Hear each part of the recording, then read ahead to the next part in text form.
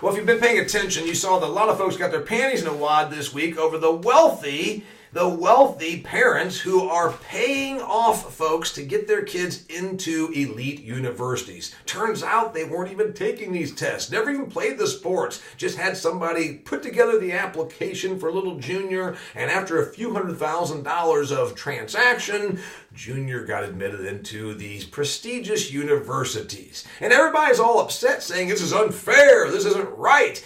And I've been saying, are you stupid or naive? You believe that somehow the rich haven't always gamed the system, always rigged college admittance to their favor to make it so that it's better and more beneficial for them? What about The Atlantic, this magazine from June that talks about how the 10%, the upper 10%, have quite the gilded future for their children. Hence a little kid in a Yale onesie right there. Wealthy people want to make sure their kids get the highest educational honors they can and get into these wealthy schools because it's good for their future. But it's nothing new. The Morrill Act of 1862 democratized higher education here in the United States of America to a certain degree, created places like my alma mater, Purdue University. But you know what? Even now, if you want to get your kid into a school, you don't think you can write a check?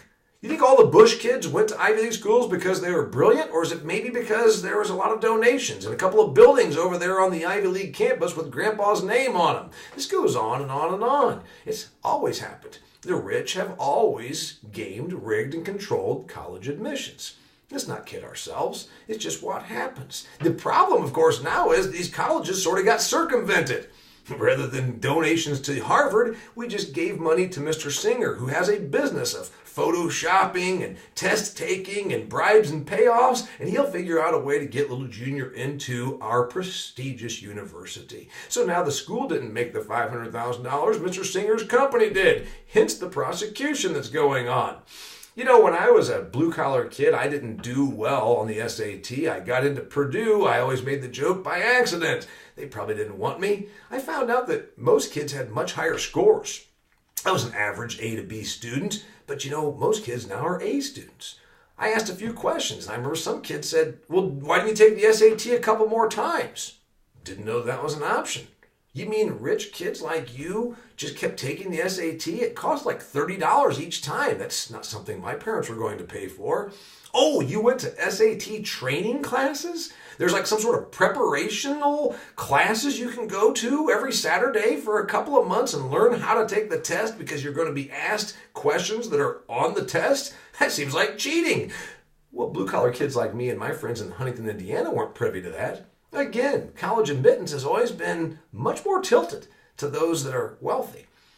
Tutoring, SAT prep classes, all sorts of little things that guys like me didn't have. I was working in the freestall barn or baling hay on Saturdays when the rich kids were learning how to get into school.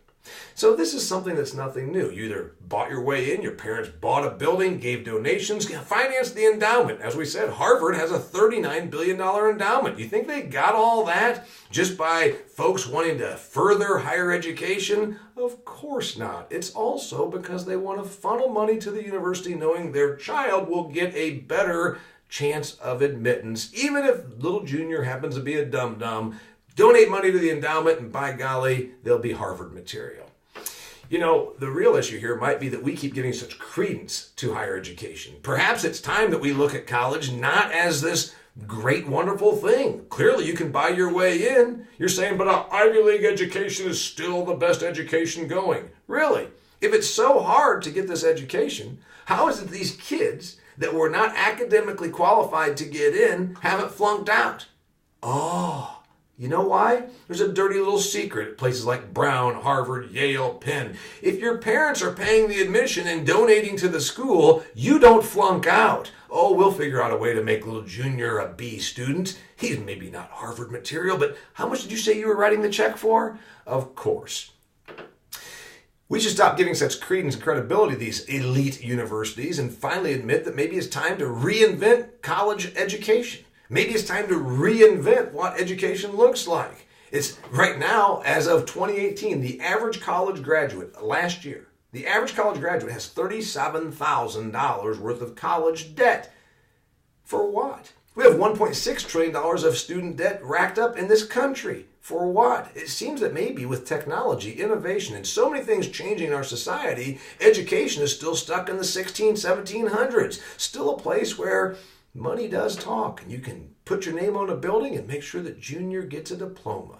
Oh, and if not, we'll just keep on charging more admission. We'll keep charging more tuition.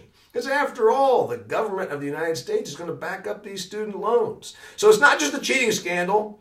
It's everything about higher education that needs to change. It's 2019. We have things like Uber. We have apps that deliver food to our address. You know what we need? We need to take education out of the olden days and bring it into the newer days. I'm Damian Mason, and don't kid yourself.